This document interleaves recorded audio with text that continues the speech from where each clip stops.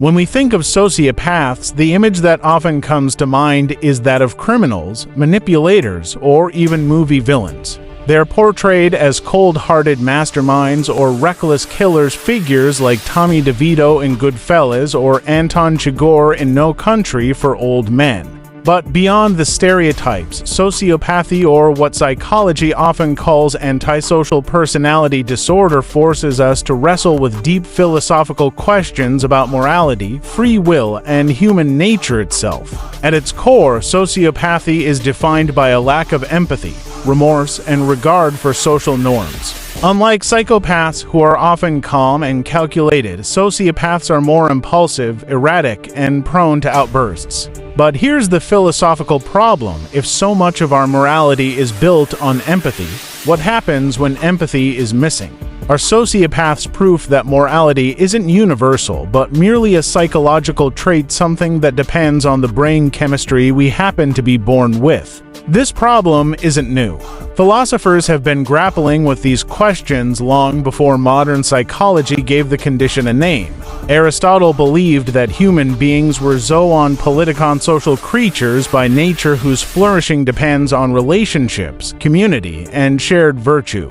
From his perspective, a sociopath exists outside the natural order of human life. If virtue is cultivated through habit, empathy, and community, then the sociopath is a kind of anomaly, someone unable to achieve full humanity because they cannot bond in the same way others do. But Friedrich Nietzsche might have seen sociopaths in an entirely different light. For Nietzsche, morality is not some eternal truth, it is a construct, a tool of control, a set of chains society uses to tame individuals.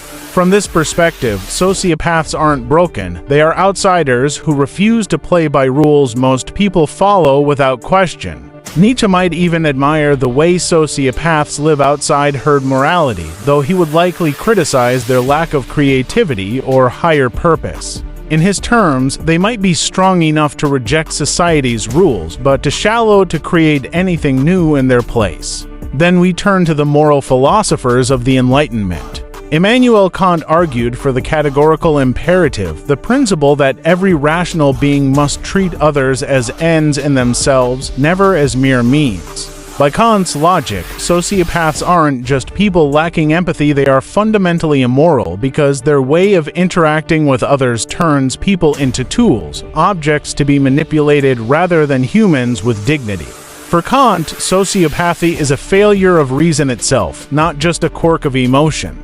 John Stuart Mill, the great utilitarian, offers another lens. Mill believed morality comes down to maximizing happiness and minimizing suffering. From this perspective, the question of empathy is secondary. Even if sociopaths feel nothing while harming others, their actions are still immoral because they increase suffering in the world. For Mill, morality is not about what you feel, it's about what results from your actions. So, sociopathy might explain why someone behaves destructively, but it doesn't excuse it. But here's where things get more complicated. Can someone truly be called evil if their brain simply doesn't process morality the way ours does? If empathy is rooted in biology linked to mirror neurons, serotonin, and early childhood development, then maybe sociopaths are less like villains and more like people missing a crucial piece of mental architecture. And if that's true, are they fully responsible for their actions in the same way you or I would be? Or does society create morality as a system of control, and sociopaths simply reveal how fragile that system really is? This brings us to questions of authenticity and freedom. Jean-Paul Sartre believed we are condemned to be free, that every action we take defines who we are. A sociopath, then, is still free to choose, even if their choices aren't guided by empathy. But if choice defines essence, then being a sociopath isn't an excuse. It's simply another way of being in the world, one that society happens to label as dangerous. Simone de Beauvoir went further, arguing that freedom carries responsibility. If sociopaths are free, then they must still be accountable even if empathy is absent from their inner world. There is also the question of society's response. Michel Foucault argued that categories like madness, criminality, and even mental illness are not neutral truths but systems of classification used to control populations.